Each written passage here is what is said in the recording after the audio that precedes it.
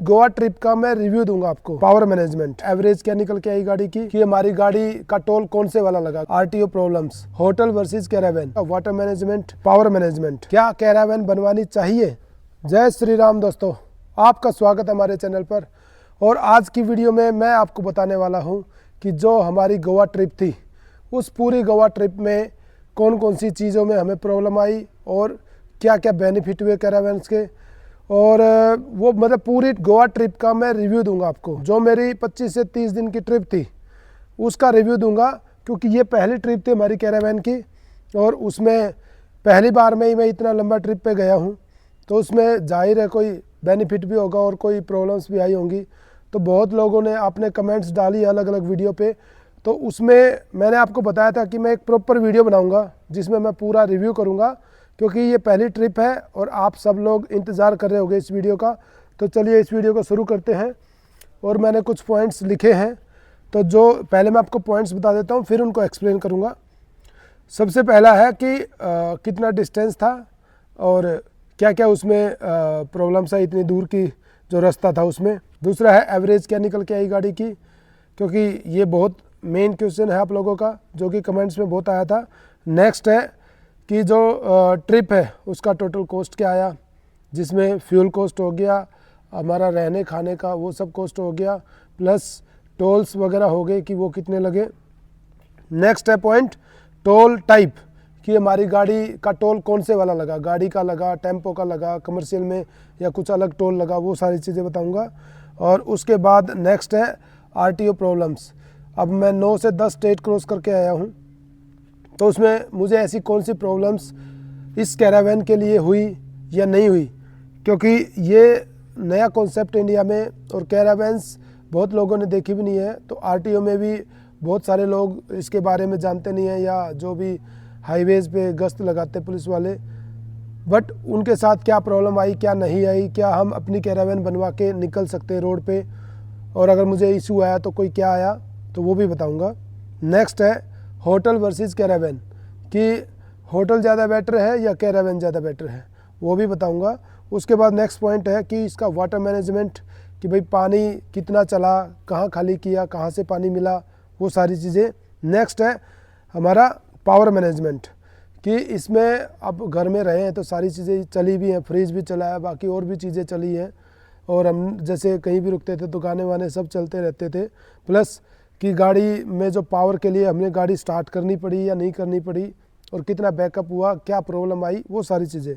और नेक्स्ट है कि इस पूरी ओवरऑल ट्रिप के बाद मेरा क्या आप लोगों को एडवाइस है कि कैरावैन बनवानी चाहिए या नहीं बनवानी चाहिए। तो इन सारे पॉइंट्स के ऊपर डिस्कस करते हैं।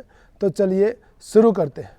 तो जो पहला है पॉइंट वो है डिस्टेंस। तो जो टोटल दोस्तों हमारी गाड़ी चली, तो यहाँ से सोनीपत से गोवा का डिस्टेंस था 2000 किलोमीटर, और 2000 किलोमीटर ये हमने कवर किए 3 दिन में, जिसमें हम पहले हम लोग गए महाकाल जी, तो उज्जैन पहुँचे और उज्जैन में महाकाल जी के दर्शन किए।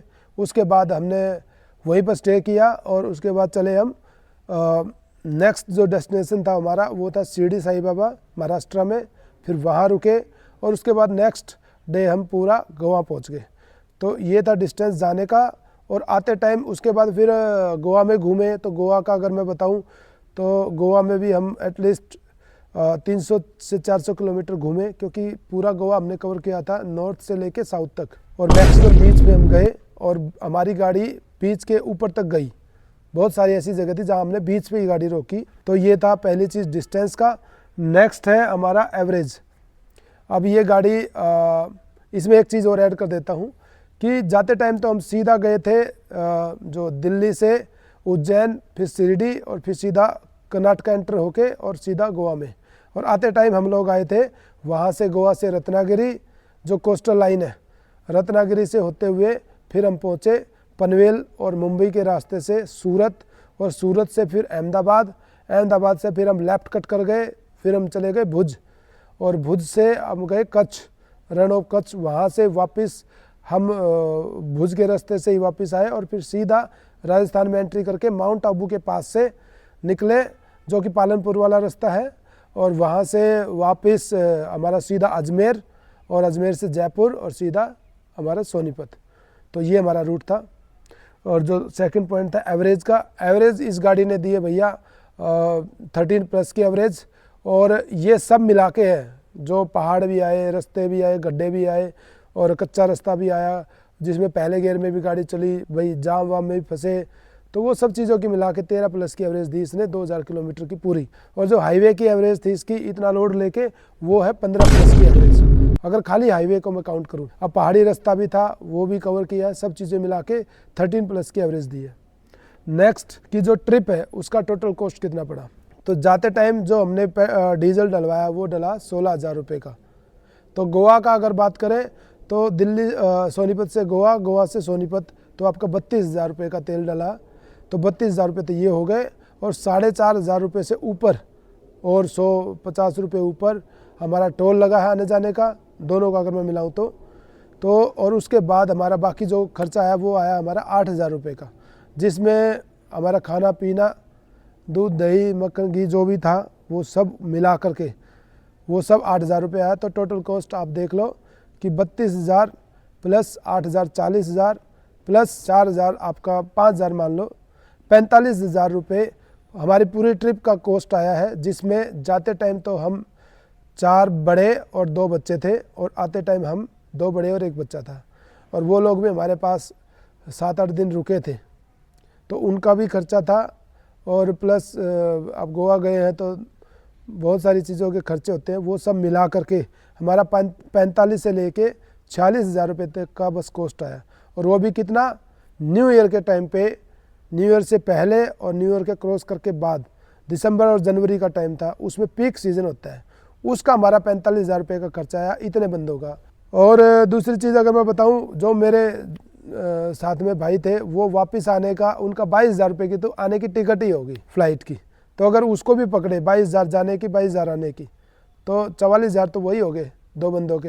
तो आने जाने के जो खर्चा लगा उसके बराबर ही खर्चा हमारा हुआ। उसमें हम पूरा 1 महीने के करीब ट्रिप पे हम घूमे भी, खाया पिया भी, सब कुछ किया। तो ये है टोटल कॉस्ट, जो कि गोवा की ट्रिप का कॉस्ट था, जो कि बहुत कम है, क्योंकि न्यू ईयर के टाइम पे सब कुछ महंगा है।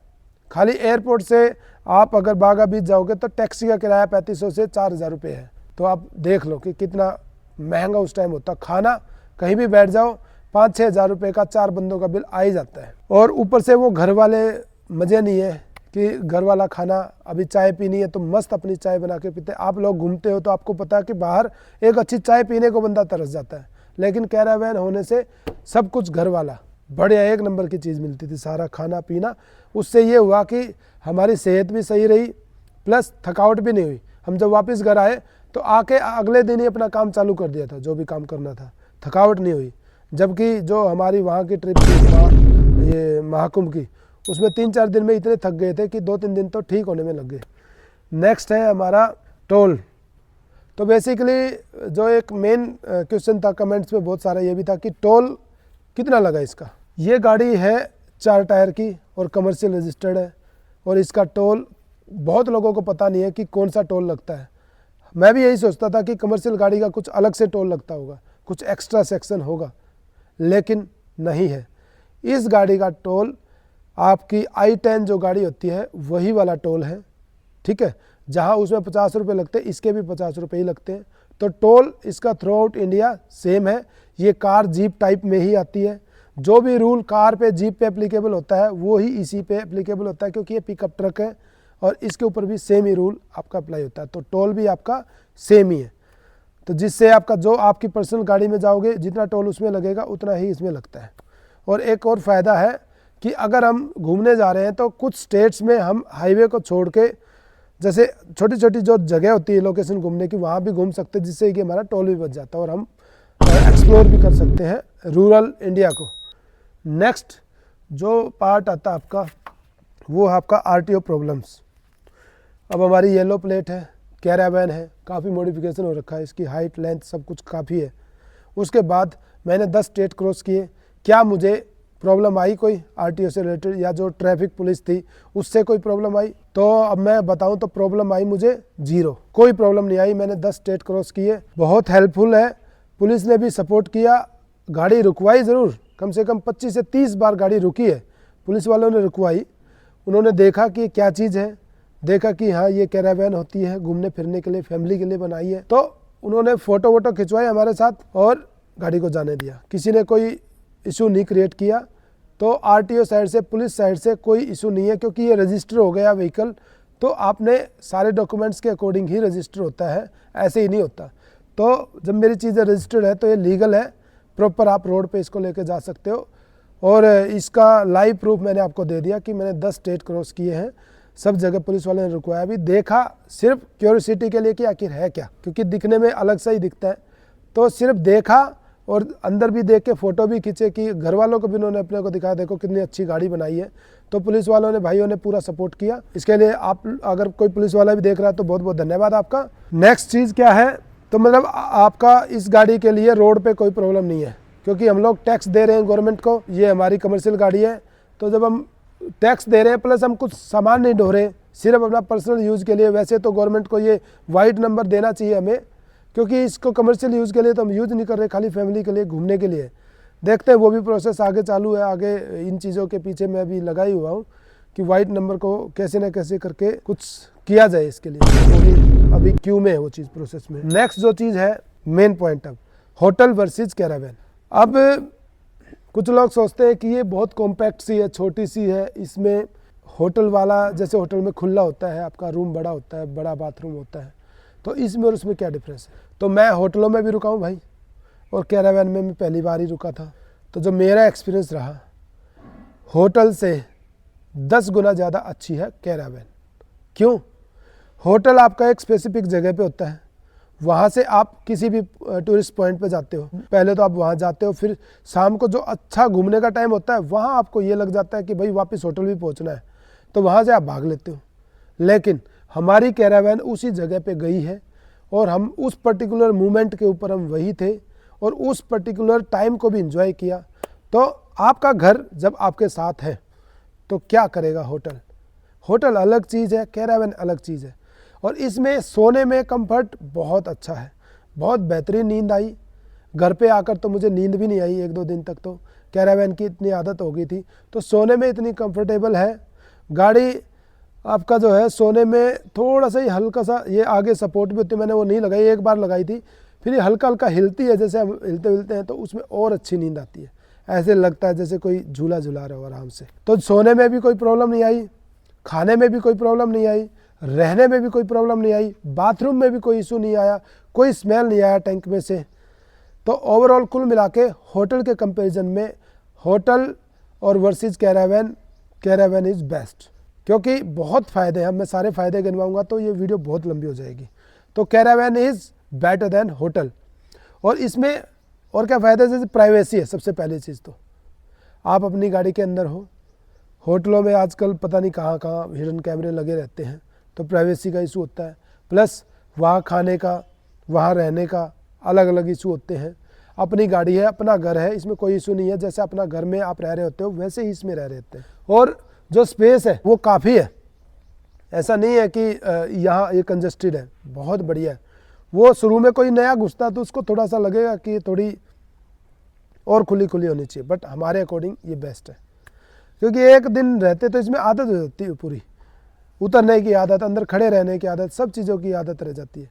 अब भाई 5 BHK तो इसके अंदर लेके नहीं चल सकते, गाड़ी है, तो सारी चीज़ों को देख के Caravan is best hotel. Next है अपना वाटर मैनेजमेंट।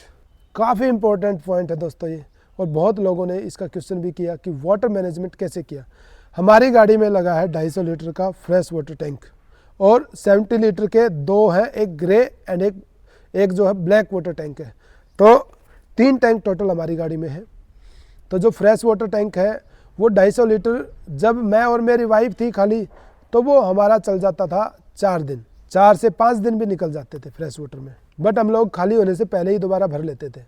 हाँ, लेकिन अगर 250 लीटर का फुल है तो वो 4-5 दिन चल जाता है। नेक्स्ट है कि हम वो पानी लेते कहाँ से थे। तो शुरू में एक बार इशू हुआ था, जो हमने मोरजिन बीच के पास से चैपल से पानी लिया था, वहाँ थोड़ा इशू हुआ था, बाकी उसके बाद से कोई प्रॉब्लम नहीं हुई। हमने जो है पेट्रोल पंप से भी पानी भरा, रेस्टोरेंट से भी पानी भरा, हमने घर से भी पानी लिया कई बंदों के।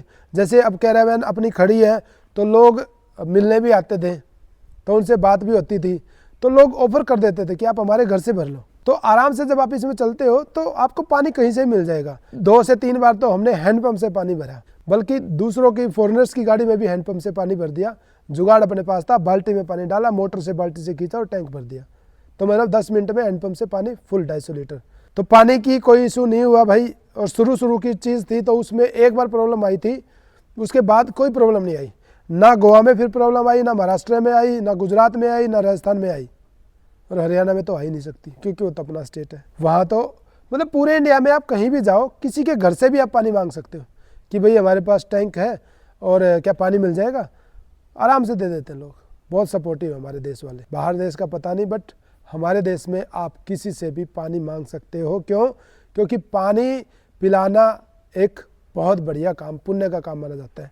तो पानी की कोई समस्या नहीं। आप पेट्रोल पंप से भरवा सकते हो, किसी पे भी पेट्रोल पंप पे तेल भराओ, वहीं से पानी फ्रेश वाटर भी ले लो और जो अंदर पीने का वो भी ले लो। वहाँ जगह जगह आरओ लगे रहते हैं पेट्रोल पंप पे, और हर पेट्रोल पंप पे मैक्सिमम पानी अवेलेबल होता है। वो सबमर्सिबल चलाओ और टैंक भर लो, तो पानी की कोई समस्या नहीं हुई। हाँ, अब बात करते हैं जो ग्रे वाटर और ब्लैक वाटर है, उनको हमने खाली कैसे किया और वो कितना दिन चले। तो ब्लैक वाटर की हमारी 2 बंदों के साथ कैपेसिटी थी 1 हफ्ता, 7 दिन में हमारा टैंक भरता था। और जब हम 4 लोग थे तो हमारे टैंक की कैपेसिटी हो गई थी 4 से 4.5 दिन। तो आराम से ये 1 हफ्ता चल जाता है। अगर आप छोटी फैमिली है तो 1 हफ्ता चलेगा, थोड़ी बड़ी है तो 3 से 4 दिन चलता है। और उसको खाली करने का जगह जगह देखो नाले आते रहते हैं, और जो ये वाली जो टॉयलेट सीट है ये क्रश करके पानी बना देती है उसको। लैटरिंग नाम का उसमें कुछ होता नहीं, पोटी कुछ दिखती नहीं, वो सिर्फ एक येलो कलर का पानी हो जाता है, बिल्कुल पानी जैसा। मतलब आप उसमें देख के आपको पता नहीं लगेगा कि ये ब्लैक वाटर का पानी है। तो ये क्रश करके उसको बढ़िया से बिल्कुल पानी बना देती है। तो इसको आप कहीं भी डंप कर सकते हो। जो कच्ची ज़मीन है, जैसे जंगल वंगल के जब आप चलते हो तो जंगल का एरिया आता रहता है, तो वहाँ भी आप साइड में कच्चे में इसको खाली कर सकते हो, पेड़ों के पास वास, वो खाद का काम करेगा। दूसरा क्या है, नाले आते रहते हैं जगह जगह, आप नालों में इसको डाल सकते हो। नाले बहुत अपने देश में, नालों की कमी नहीं है। तो इसलिए आपको हफ्ते में या 5 दिन में, 6 दिन में एक बार खाली करना है, उतनी लोकेशन तो आपको मिल ही जाती है। और खड़ी गाड़ी में इसमें कोई स्मेल नहीं आती। तो ये चीज़ होगी ब्लैक वाटर की। और ग्रे वाटर को तो आप कहीं भी खाली कर सकते हो। है क्या, वो तो सिंपल पानी है, उसमें तो बर्तन धोए आपने, सब्जी वब्जी है, तो वो आप कहीं भी खाली कर सकते हो। और नेक्स्ट है पावर मैनेजमेंट। अब ये भी काफ़ी अच्छा क्वेश्चन था लोगों का कि पावर का क्या आपको इशू है। मेरी कैरावैन के अंदर है 5 किलोवाट पावर का सिस्टम, जो कि इन्वर्टर है वो 3.5 किलोवाट का है, जो कि 5 किलोवाट की मेरी बैटरी है, जो 5 किलोवाट का पूरा बैकअप देती है 0 तक, 100 से 0 तक। इस बैटरी में ऐसा नहीं है कि जैसे जो हमारी घर वाली बैटरी होती है लेड एसिड, वो आपका 60% बैकअप देती है। कन्वर्जन में भी आपका जो है लॉस होता है।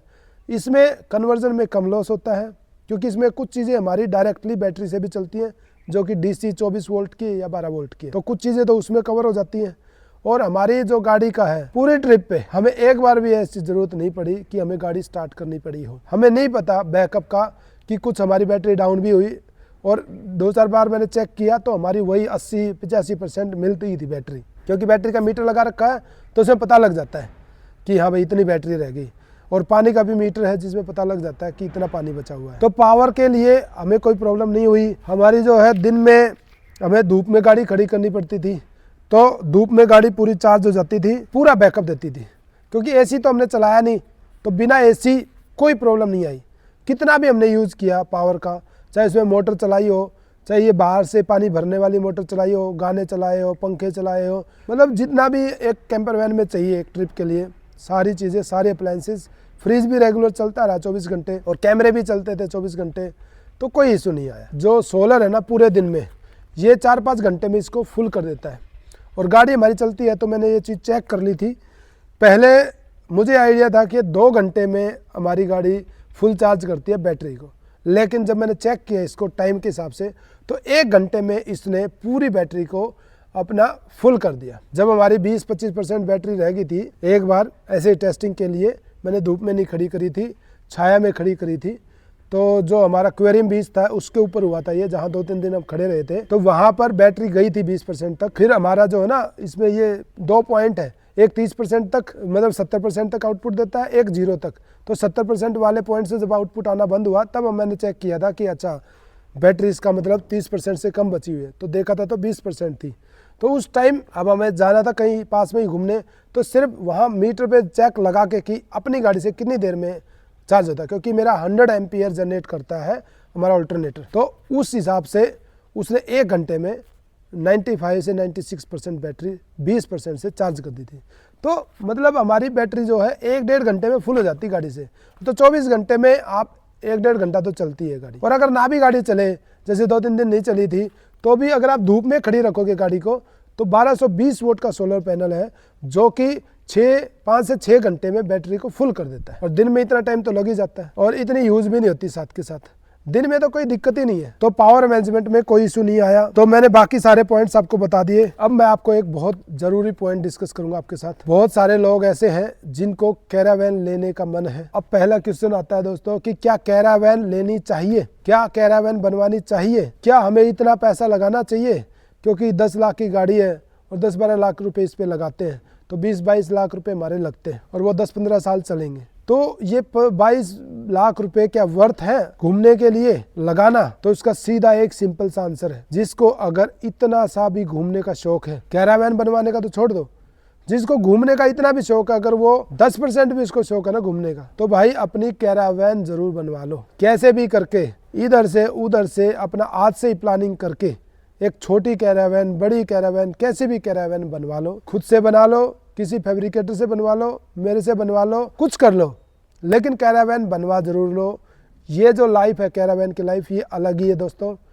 हमें 1 महीने का कुछ नहीं पता था, कौन सा दिन है आज वो भी भूल जाते थे, सुबह से शाम कैसे हुई वो भी नहीं पता चलता था। मैं, मेरी वाइफ, मेरा बेटा, वही दुनिया थी हमारी। शुरू में वो भाई थे तब तो और अच्छा था, और जब आप ग्रुप में होते हो तो और बेहतरीन मज़े आते हैं, जिसमें आप एक्टिविटी भी कर सकते हो और बहुत सारे चीज़ें आप एक्स्ट्रा एक्सप्लोर कर सकते हो। बट कैरावैन आपके साथ है, आपकी हेल्थ भी ओके है। कैसे? अच्छा खाना आप इसमें बनाओगे, अच्छी चाय पियोगे, अच्छा दूध पियोगे, ठीक है, टाइम पे आप अच्छे से नहा के सो जाओगे, थकावट नहीं होगी सफ़र की। आप अभी कहीं घूमने गए हो, ट्रैकिंग करके आते आप फट इसमें सो गए, थकान उतर गई, कोई दिक्कत नहीं, आपका घर आपके साथ चल रहा है। हारी है, बीमारी है, कुछ बीमार हो गए, इसमें आपका पूरा बॉक्स रहता है, आप दवाई लो और सो जाओ, आराम कर लो। पहली बात तो बीमार हो गई नहीं, क्योंकि आप भागम दौड़ी कुछ कर ही नहीं रहे हो। आप जिस वेदर में जा रहे हो, आप धीरे धीरे जा रहे हो, वहीं के वेदर में घूम के वहीं रात में आप रुक के सो रहे हो, उसी नेचुरल एनवायरनमेंट में, तो आपकी बॉडी जल्दी ही उसको एक्वायर कर लेती है। तीसरा, आपकी फैमिली की जो बॉन्डिंग बहुत ज़बरदस्त होगी। अब आप वाइफ ज़्यादातर लड़ती क्यों है कि भाई घुमाने नहीं ले जाते, कहीं खिलाने नहीं ले जाते, कुछ करवाते नहीं लाइफ में, वो सारे पॉइंट ख़त्म, जीरो। मेरी सासू ये कह रही है, मेरा ससुरा ये कह रहा, फलाना ये कह रहा, दकड़ा ये कह रहा, वो सब लफड़े ख़त्म हुआ। तो मतलब आप उस टाइम दुनिया से कट चुके होते हो। तो जब आप दुनिया से कट जाते हो तो 99% लाइफ की प्रॉब्लम अपने आप ही सॉल्व हो जाती है। और ये प्रैक्टिकल बता रहा हूँ मैं, हमें वहाँ कुछ नहीं पता था, किसी चीज़ की टेंशन ही नहीं थी बस, और आने का भी मन नहीं कर रहा था, इतना मन लग गया था वहाँ। तो भाई इतने फायदे हैं कैरावैन के। देखो, छोटी सी लाइफ है, कभी भी कोई भी कभी भी निकल सकता है। आप घूमो, अच्छी जगह घूमो, पोल्यूशन फ्री सिटी में घूमो, पोल्यूशन फ्री जगह पे घूमो, बढ़िया आप पहाड़ों का पानी पियोगे, पहाड़ों की चीज़ें खाओगे, वहीं का लोकल फूड खाओ, वहीं की जो है लोकल सब्जियाँ लो, ये सारे पोल्यूशन से बचोगे, दुनिया भर की बीमारियों से बचोगे, ट्रैवलिंग करोगे, मन खुश रहेगा, टेंशन नहीं होगी, दिमाग में दर्द नहीं होगा। कितने फ़ायदे गिनवाऊं? तो बहुत फ़ायदे हैं कैरावैन के, और मुझे तो लिटरली बहुत मज़ा आया। मुझे रिग्रेट नहीं हुआ कि मैंने 20, 22, 25 लाख रुपए लगा दिए, कि इतने पैसे, अब इतनी कष्ट कमाई, अब बड़ी मेहनत से कमाते हैं मिडिल क्लास आदमी, एक एक रुपया जोड़ के अपना सेटअप करते हैं सब, तो मुझे बिल्कुल रिग्रेट नहीं हुआ। ये अलग ही लाइफ है। जो मैंने पहले एक वीडियो में कहा था कि मेरी लाइफ बदल जाएगी, तो सच में दोस्तों पूरी लाइफ बदल गई। अब मैं और ज़्यादा खुश रहता हूँ और मस्त मज़े में रहता हूँ। हल्का सा मतलब थोड़ा सा बोर हुआ तो चलो लेके गाड़ी फिर निकल लिए। महाकुंभ पूरी फैमिली को लेके गया, 11 बंदे इस कैंपर वैन में थे, 11 बंदे पूरी फैमिली। लोग सरप्राइज थे कि इतने बंदे कैसे आ गए इसमें, पूरी फैमिली सोई है इस कैरावैन में। महाकुंभ गए, मज़ा आया। कितना खर्चा हुआ? 8-10 हज़ार रुपये। क्या होता है यार, 8-10 हज़ार रुपये तो एक टेंट मिल रहा था वहाँ एक रात के लिए महाकुंभ में। अब फैमिली आपकी है तो आप ऐसे ही थोड़ा ना कहीं भी कंबल ओढ़ के और रेत पे सो जाओगे। हम अपनी कैरावैन में सोए। रास्ते में खाना इस पे बनाया, चाय इस पे बनाई। मेरी मम्मी इतनी खुश हो गई कि भाई ऐसी चाय बाहर आके मज़ा आ गया। ऐसा खाना मतलब भंडारा चल रहा था हमारा खाने पे। जैसे खाना 2 जने खाना बना रहे थे, सारे मिल के एक ही प्लेट में 4 बंदे लगे हुए हैं। अलग ही लेवल का मज़ा है वो भाई, वो भंडारा था।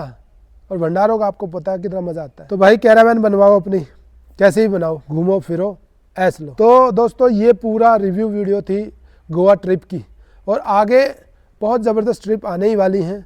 और ये अपनी वर्कशॉप है, यहाँ और भी गाड़ियाँ तैयार हो ही रही है, और साथ में मैं गाड़ियाँ भी तैयार करता रहूँगा। और घूमने का तो मेरा मेन प्रायोरिटी वर्क है, मेरा पहला काम ही घूमना है। आप लोगों को बढ़िया बढ़िया कैंपिंग वीडियो आएंगी आप लोगों के सामने, बढ़िया बढ़िया कैंपिंग लोकेशन पे जाएंगे। क्योंकि हमें ये नहीं देखना है, हमें नैनीताल नहीं जाना है, हमें नैनीताल से पहले बराबर में कोई गांव पकड़ लेंगे, उस गांव में जाकर के हम रह लेंगे। वहीं उस एक्चुअल जो बढ़िया रॉ ब्यूटी है ना इंडिया की, वो उस जगह पे जाकर के हम रुकेंगे। हम क्यों जाएंगे होटलों के पास, नहीं जाना। कहीं नदी के किनारे अच्छी लोकेशन मिली वहीं खड़ी हो जाएंगे। हमें जरूरी नहीं है कि हमें किसी एक पर्टिकुलर लोकेशन पे जाना है ना, जहाँ घूमने जाएंगे, जहाँ जो बढ़िया चीज़, जहाँ बढ़िया जगह मिल गई वहीं खड़े हो गए और वहीं अपना कैंपिंग चालू। तो यही मज़े हैं, यही लाइफ है। एक लाइफ है, एक जीवन है, अपने परिवार के लिए, अपने लिए जियो भाई। ये पूरा ट्रिप आप लोगों ने बहुत सपोर्ट किया, तो आप लोगों के सपोर्ट के लिए बहुत बहुत धन्यवाद है। जल्दी ही मिलेंगे एक और नई वीडियो में। अगला ट्रिप कहाँ जाएंगे अभी आइडिया नहीं है, तुरंत डिसाइड करेंगे और तुरंत निकल लेंगे। और यही मजे है कैरावैन के, हमें ज़्यादा सोचना नहीं पड़ता कि कहाँ जाना है कहाँ नहीं। एक दिन पहले डिसाइड हुआ या सेम डे पे डिसाइड होगा कि इधर चलते हैं या उधर चलते हैं या उधर चलते हैं, मौसम के हिसाब से देखेंगे। तो चलिए दोस्तों, आज की वीडियो में इतना ही, और अपने भाई को प्लीज़ सपोर्ट करते रहिए। आप लोगों को ऐसे ही भरोसा मुझ पर बना रहे और मैं अच्छी अच्छी वीडियो आप तक ला के देता रहूं। और आज की वीडियो को यहीं पर मैं विराम देता हूं, और आप सब लोगों का बहुत बहुत धन्यवाद। जय श्री राम।